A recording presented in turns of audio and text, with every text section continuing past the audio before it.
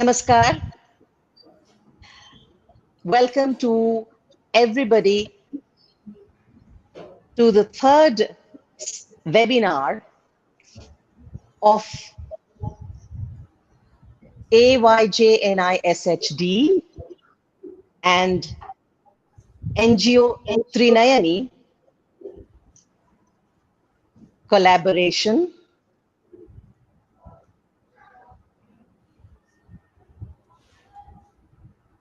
for the month of September,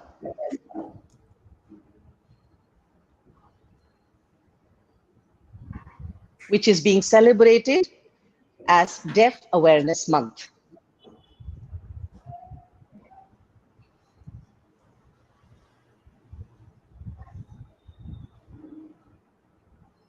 This week is being celebrated as the International Week of Deaf People.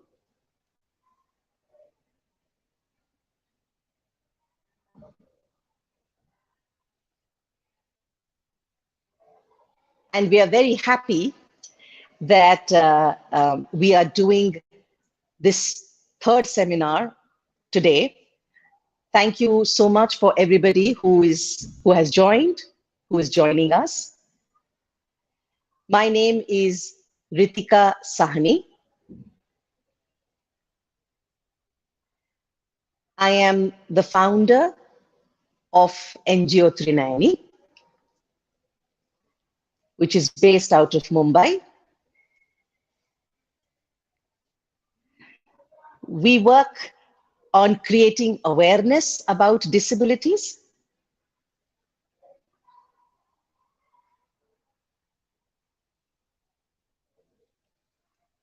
changing people's attitudes and mindsets towards people with disabilities.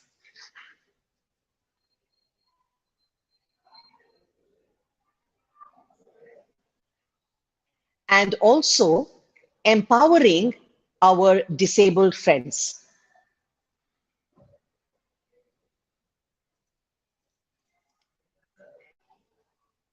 And this particular series today is an empowering session where we have an expert joining us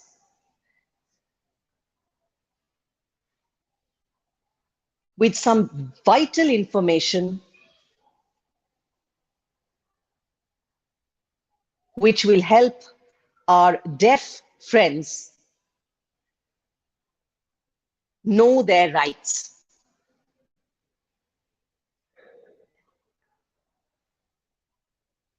Today's session is called Main Atmanirbhar.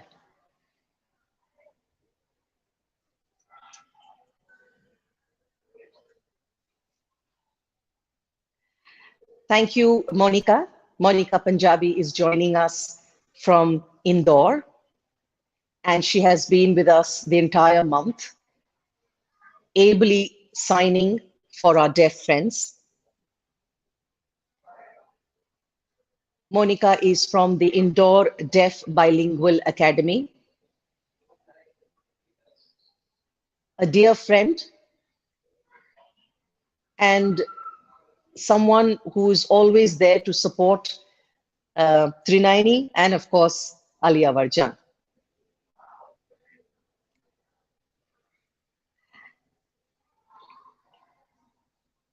You are all aware that Ali Awarjang National Institute for Speech and Hearing Development, under the Ministry of Social Justice and Empowerment,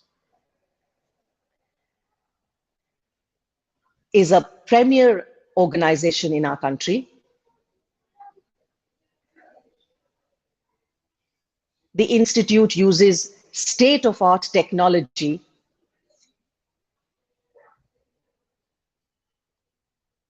to prevent, identify hearing loss in infant and young children.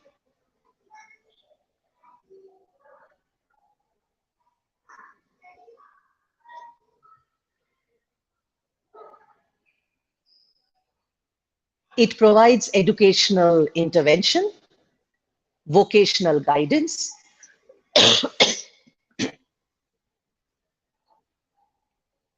counseling, and referral services.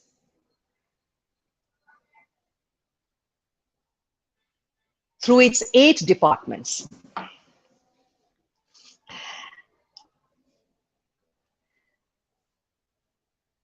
I am particularly very happy to be able to collaborate for this Deaf Awareness Month with Aliyavar, because I am a past student of Aliyavar.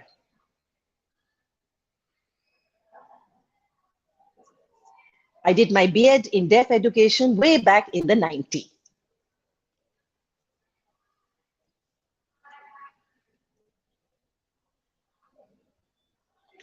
Now time to introduce our expert of the day, Dr. PROSENJIT Majumdar. Namaskar, Dr. Majumdar, who is joining us from Kolkata. Dr. Majumdar has been working in the sector for the last 25 years.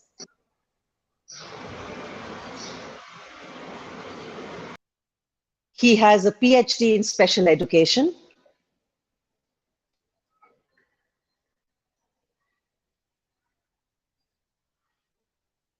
He won the National Award in 2002 as Best Placement Officer.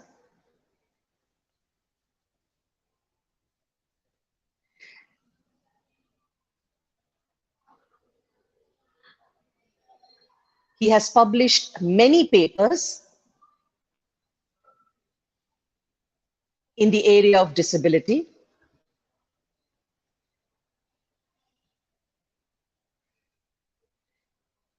And he's the co-author of the book, Hearing Loss and Management.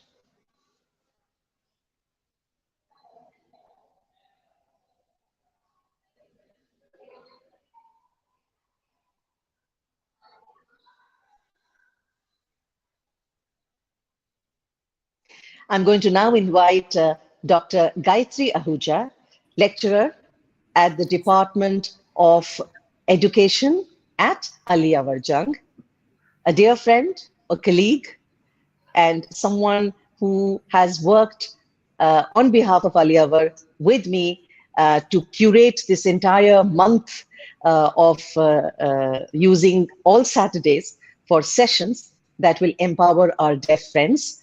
Gayatri, over to you to ask all those interesting and pertinent questions to Dr. Majumdar, which will help our deaf friends better their lives.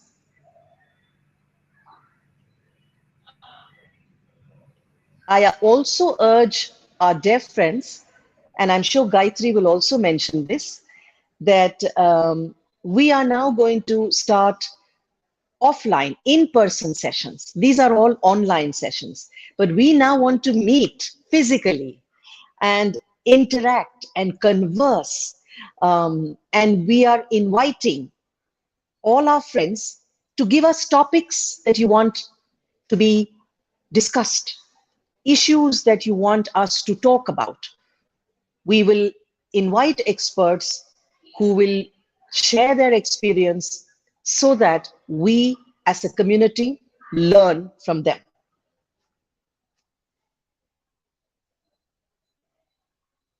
Over to you, Gayatri. Thank you, ma'am. Thank you so much. Namaste, Majumdar sir. Namaste. Namaskar, madam. Namaskar, sir. Sir, let's start with the question answer session. Rather an informative session.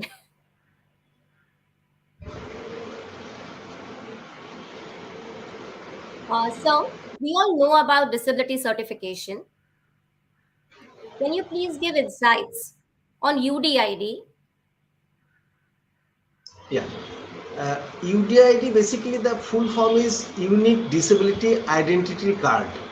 So this card contains all necessary details about the disabled candidates. This is number one.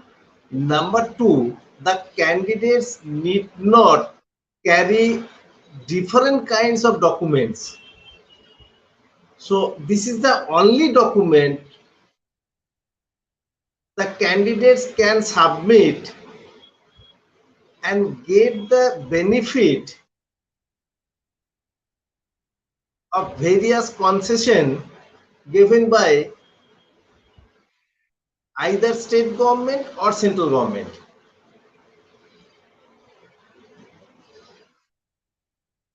So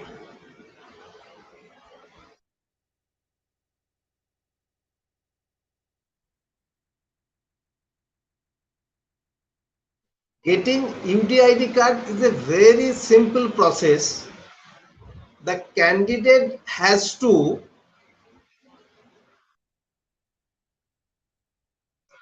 log in savalambancard.gov.in.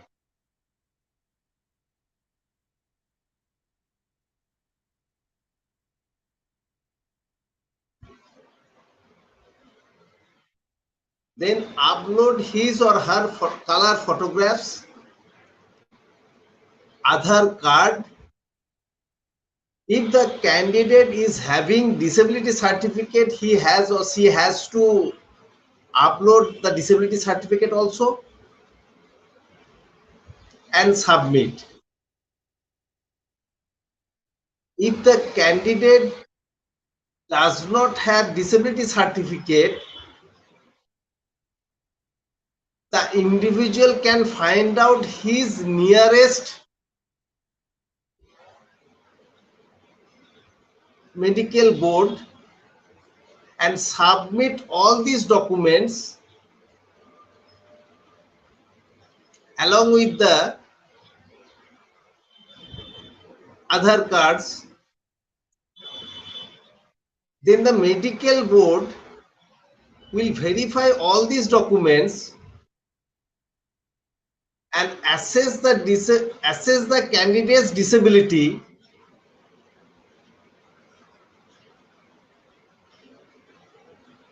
On the basis of assessment, disability certificate as well as UDID card will be issued.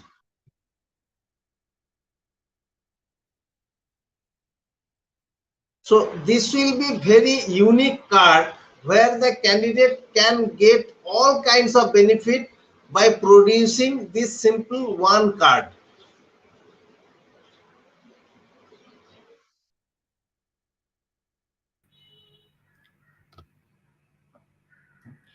Yeah, okay, sir. Like what you said, that UDID is very important to avail all the benefits.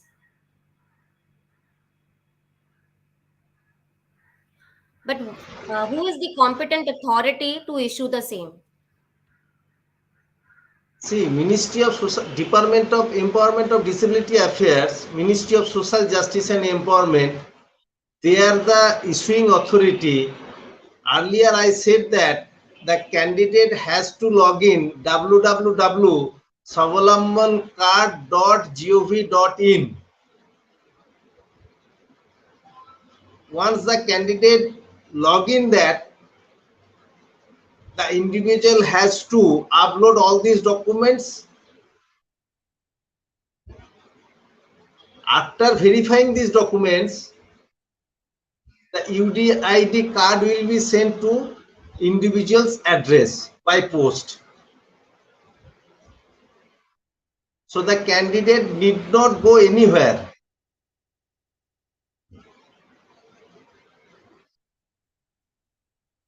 This process is done online.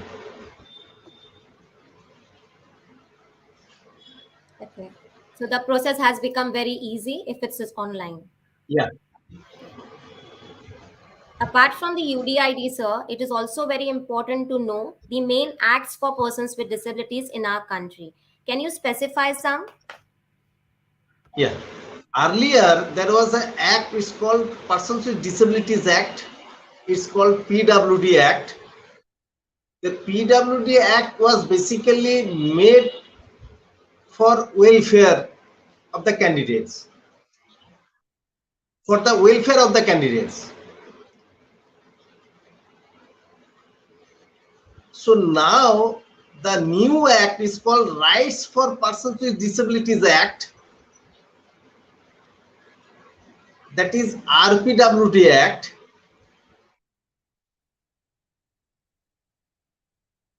Where rights are there. So this is the basic difference between PWD and RPWD Act. Earlier it was welfare based, now it is a right based. So right based act, that is a Rights for Persons with Disabilities Act, RPWD Act.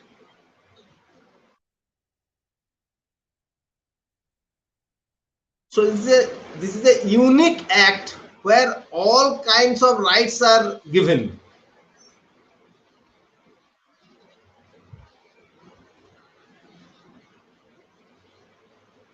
Then there is another act that is called National Trust Act 1999. This act basically for autism, cerebral palsy, intellectual disabilities and multiple disabilities, because these four categories of disabilities, they are the most vulnerable group.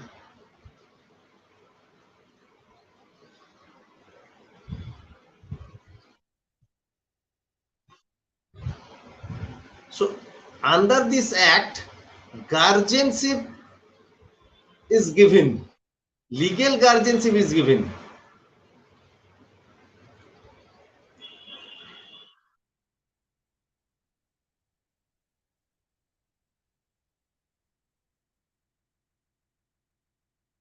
And the last act, which is called Mental Health Act, which was passed in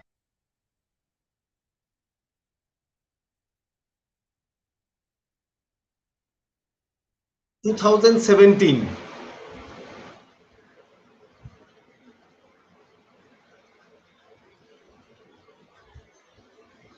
It speaks about mental illness and their rights.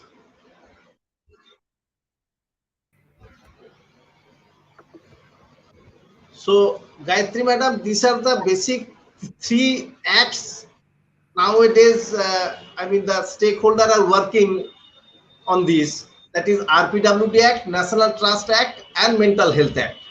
Yeah.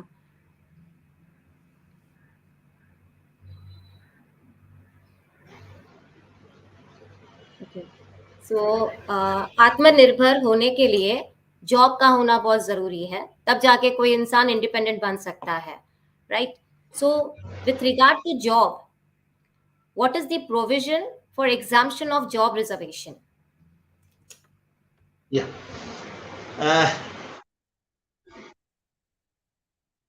There are two questions. One question is reservation, another question is exemption. So reservation, there are 4% reservation is there under RPWD Act.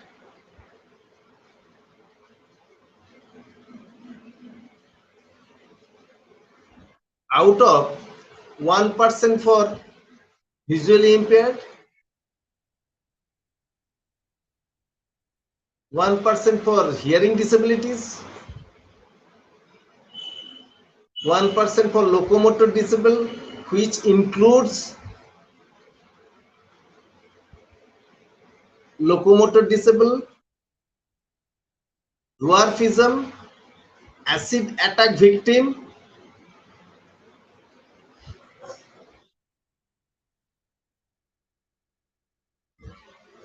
and another 1% for autistic, mental illness, and multiple disabilities.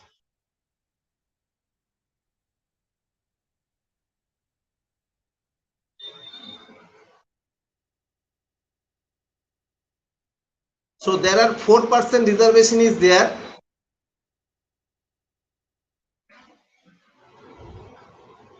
Earlier it was 3% under PWD Act.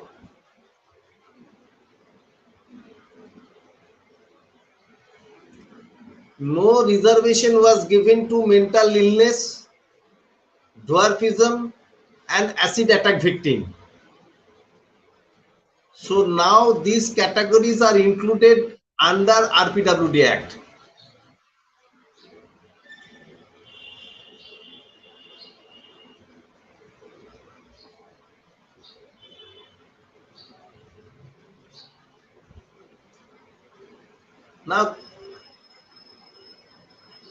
Now coming to the second question, exemption. These jobs, this reservation is given based upon the identification of jobs. So under RPWD Act, every 3 years, jobs has been reviewed and new jobs has been identified.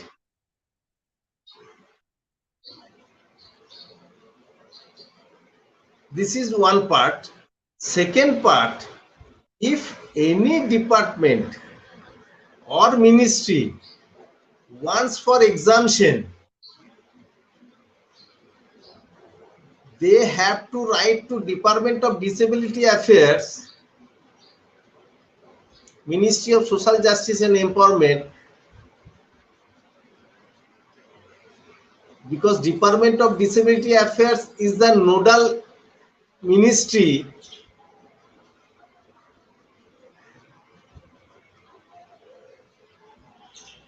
They can constitute the expert committee. The expert committee will assess whether that particular jobs can be exempted or not.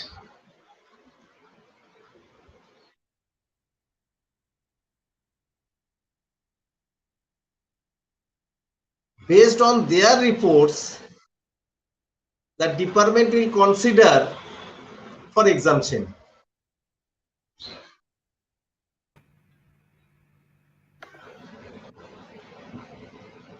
Am I clear, Gayatri ma'am? Yes, sir. Very crisp and very clear. Sir, we have heard about this vertical reservation and horizontal reservation. Yeah. What is it all about? Yeah. You know that already I have mentioned that 4% reservation is there. And on the other side, Supreme Court says that reservation should not be beyond 50%.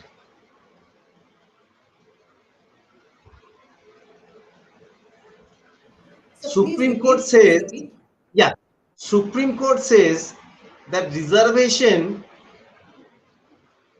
should not be beyond 50%, should not be more than 50%.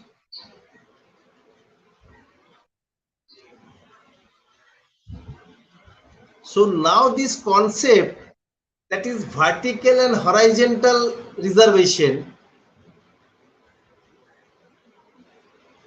vertical reservation, that reservation for backward class like SC, ST, OBC, this reservation is called vertical reservation.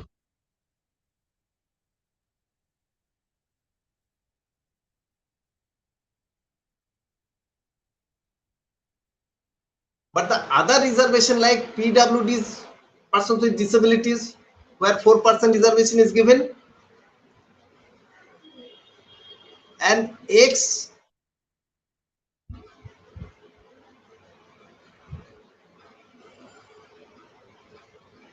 that reservation under PWDs, and ex-serviceman, that is called horizontal reservation.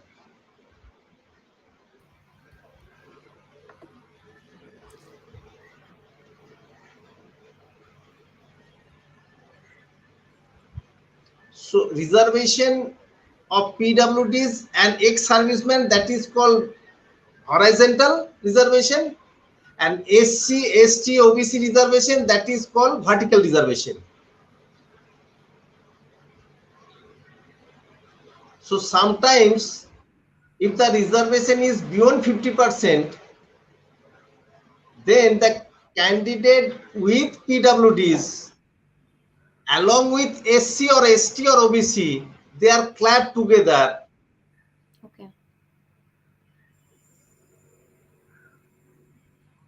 So that this limitation below 50%, that can be considered.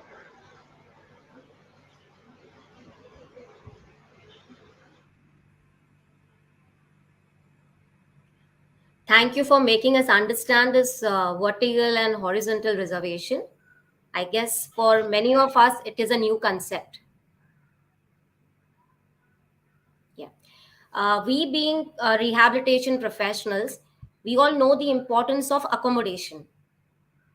Yeah. So, what kind of accommodation should an employer provide to employee with disabilities? Madam, you know that there are several vacancies. The people are interested, but due to some problem, maybe communication problem, maybe some barrier, maybe physical barrier, they cannot apply. So the employer has to think about the notification should be clearly mentioned. I mean, if it is in the website should be barrier free.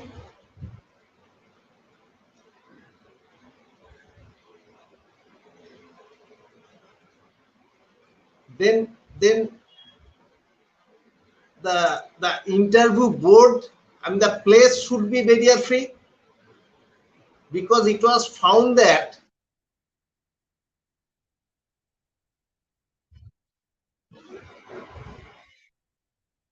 the interview is conducted in the first floor and it's not accessible, so people cannot attend the interview.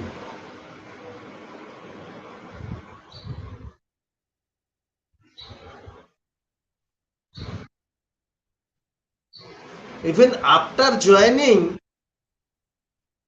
the whole place should be barrier free.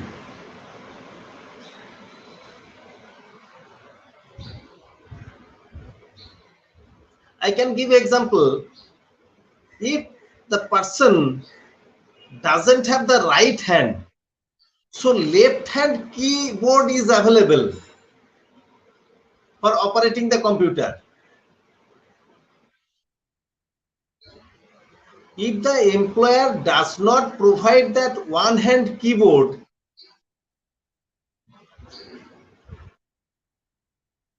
how he will perform his job?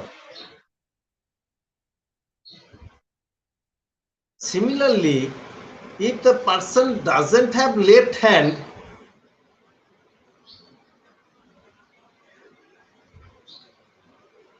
so right hand keyboard is also available.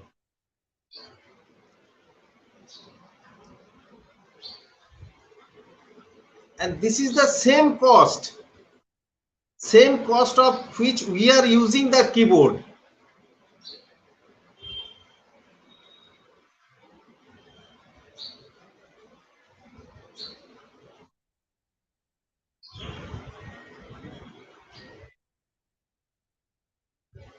Another example I can give you. Suppose there is a one particular machine which is operated with the right hand.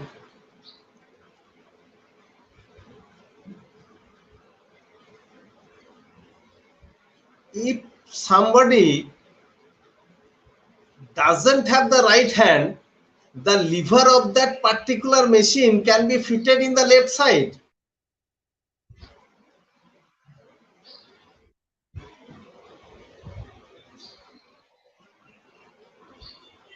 This is the simple part. Lever can be fitted in the left side instead of right side.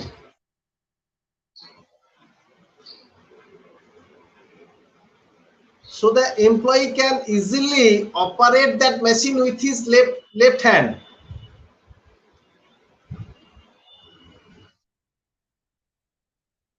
So that they can perform and their productivity will be same as per their normal counterpart.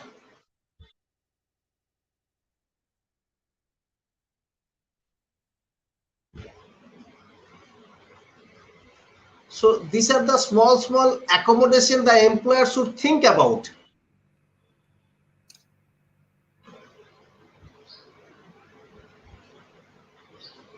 Very rightly pointed out, sir. And it is important for the employer to provide all this accommodation so that the efficacy also increases. Exactly.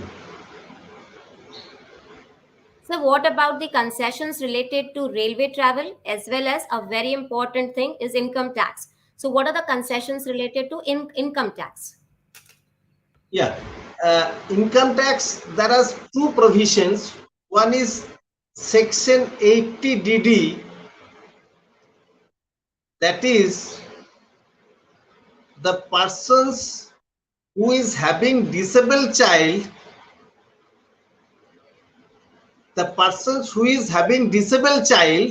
Which section, sir, please repeat.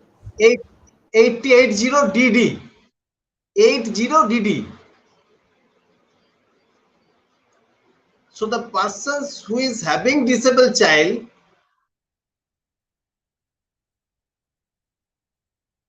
for his management, the expenditure, that is rupees 75,000 rupees, can be exempted, and if it is severe disabilities, that is 1,25,000 rupees exemption they can claim.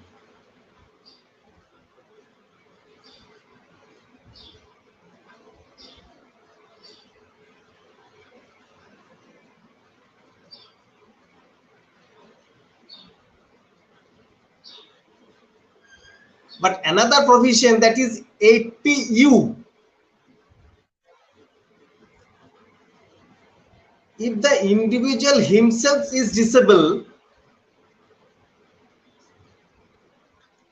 he can also claim up to 75,000 rupees, and if it is severe disabilities, it's up to 1,25,000 rupees.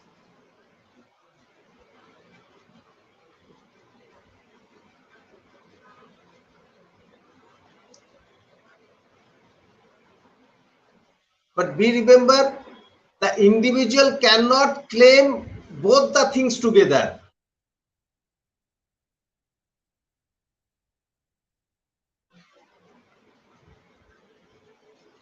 He has to claim either 80DD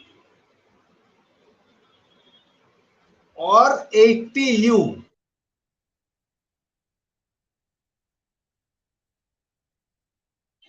And the second question is railway travel concession. 75% concession is given to intellectual disabilities, locomotor disabilities, and visual disabilities. And the same percentage to one escort.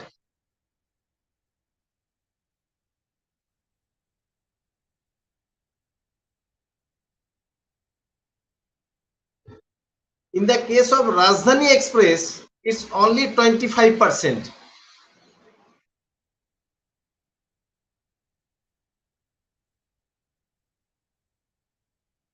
And for hearing disabilities, for general or superfast trains, except Rajdhani, 50% reservation is given I mean 50% concession is given,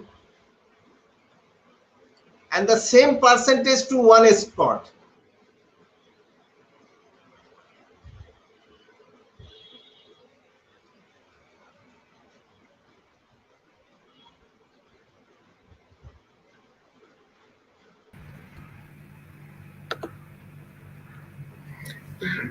Thank you for telling us about the concessions related to railway as well as the travel.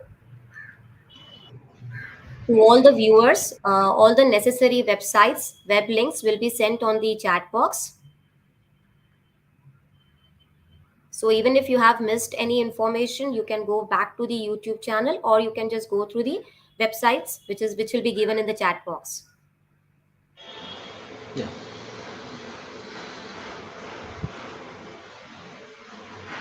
So, sir, like how vocational development is so very important. I am an educator, so for me, educational development is very, very important. So, are there any scholarship, pre-matric or a post-matric scholarship given to the individuals with disabilities by Government of India? Yeah. Department of Disability Affairs provides 5 types of scholarship. First one is pre-matric scholarship, that is for 9th and 10th standard students. Another one is post-matric scholarship, that is 11th to post-graduation level education.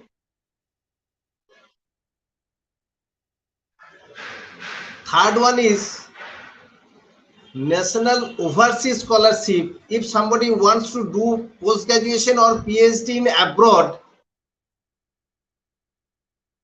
that provision is there. And then fourth one is National Fellowship. If somebody wants to do MPhil or PhD in Indian University, that provision is there. And fifth one is scholarship for free coaching classes. Those who are interested to compete in the competitive exam like UPSC, so that provision is also there. The details are available in Ministry's website, Department of Empowerment of Persons with Disabilities .gov.in.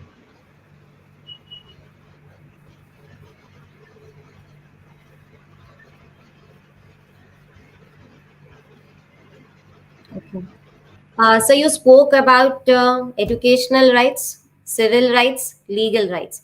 ये 3 rights बहुत ज़्यादा important है किसी भी इंसान के लिए. But if these rights are denied, where do I go? Yeah. See, each and every state, there is a state commissioner of disabilities sitting in state capital.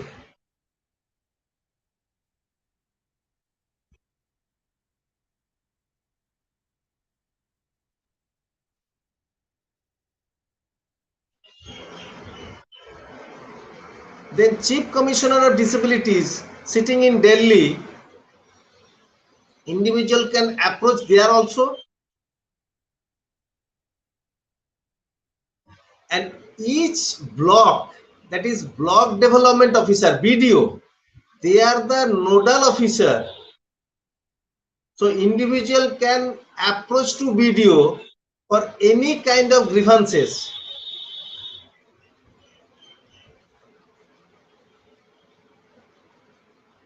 Then each district, there is a DC or DM, deputy commissioner or district magistrate, they are the nodal officer. Deputy commissioner or district magistrate,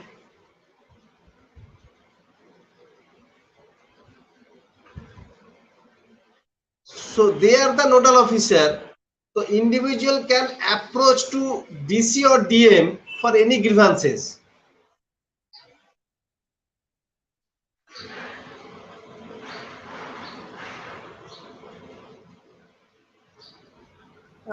thank you sir.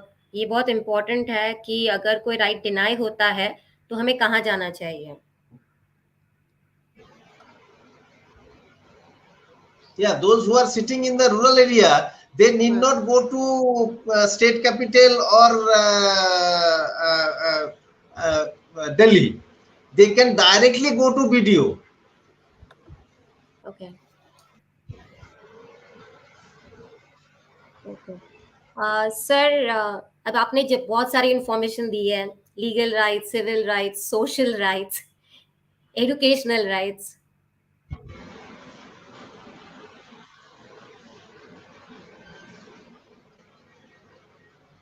पर इतना सारा information, I don't think so it is easy to remember. Exactly. So is there any helpline जो ये सब चीज के लिए हमको हेल्प कर सकती है? Ministry has also arranged the helpline that is called Disability Information Line. The number is 1800 222 014. Another one is 1800 3455 492. This is toll-free number. This is 24-hour services is there. This is IVRA system. So individual can get information through this number.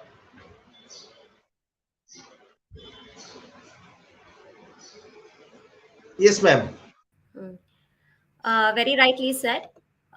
ये disability information line है जो 24/7 है, and you can ask any type of questions related to habilitation and rehabilitation. Okay, so thank you, sir. It was indeed a very informative session. I am very much thankful to my director, Dr. Arun Banik, Ritika ma'am, Monica ma'am, and how can I forget Gayatri ma'am? Because she is the main pillar to organize this type of program. So I am very much thankful to ma'am. Thank you. Thanks a lot. Thank you, sir.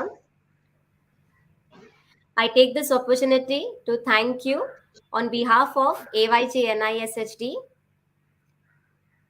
and NGO Trinayani.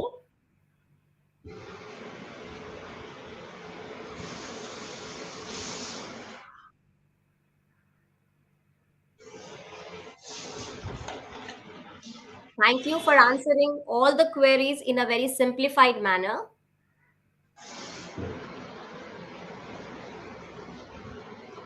And I'm sure this will help many parents, deaf groups, as well as the institutions working towards the rehabilitation process.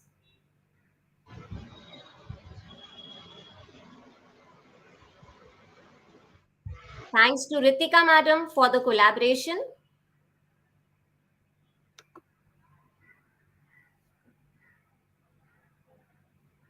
Thanks to Monica Punjabi for making this webinar in an accessible format.